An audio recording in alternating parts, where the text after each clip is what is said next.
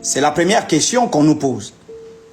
Oh, vraiment, c'est vraiment, on a atteint un niveau de bêtises en Afrique. Je vais écailler tout à l'heure ces questions-là. Donc, c'est la première question qu'on nous pose. Où est le livre de vos ancêtres? Vos ancêtres ont laissé quel livre? Et la deuxième question qu'on nous pose, c'est celle de savoir, vous dites que le christianisme est venu en Afrique parce que ça a été importé par les colons. Or, on a un pays, l'Éthiopie, qui a été le premier pays chrétien en Afrique qui n'a pas été colonisé. Qui vous a dit ça? Et donc, je vais répondre à cette question avec des preuves historiques. Je ne serai pas chaud aujourd'hui.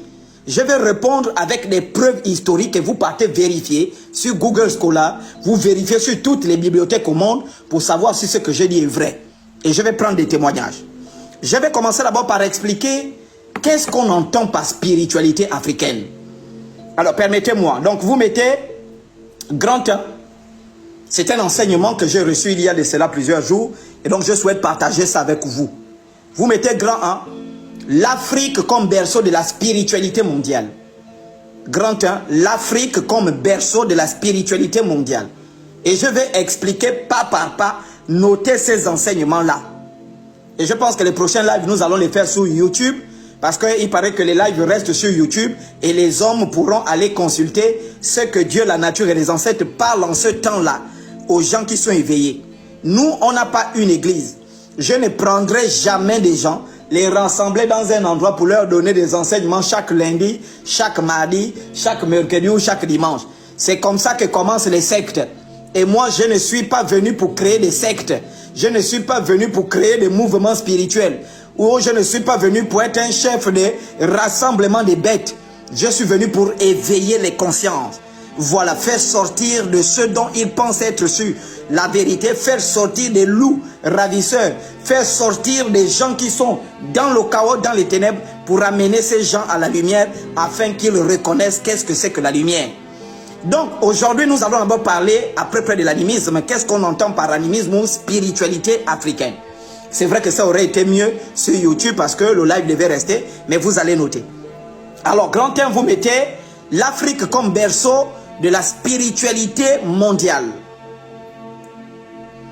Alors qu'est-ce qu'il faut comprendre? C'est que nous en Afrique, contrairement à la conception des religions révélées, parce que la plupart des livres, les religions révélées, je le dis aujourd'hui, par exemple ce livre-là, la Bible, la plupart des livres qui sont ici ont été plagiés des anciennes civilisations qui existaient. Ça, je préfère vous le dire ici. Quand vous avez, on en parlera, j'écoute des gens dire, oh non, la Bible a été écrite au 6e siècle, ça là. Tous les textes là ont été rassemblés au 6e siècle.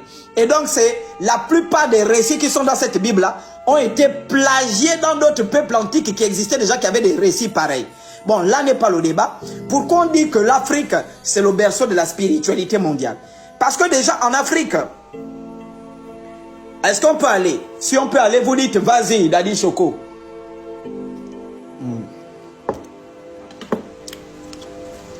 Est-ce qu'on peut aller? Et vraiment, si je vais trop vite, essayez de me calmer. Parce que même mes coucous sont déjà là, vous savez que je suis trop chaud, je m'énerve vite, tout ça. Je vais essayer de me calmer pour donner l'enseignement de façon posée.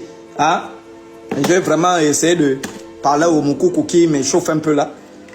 Pour lui dire de se calmer un peu. Je vais essayer d'être posé. Très bien. J'ai dit grand 1 dans notre enseignement.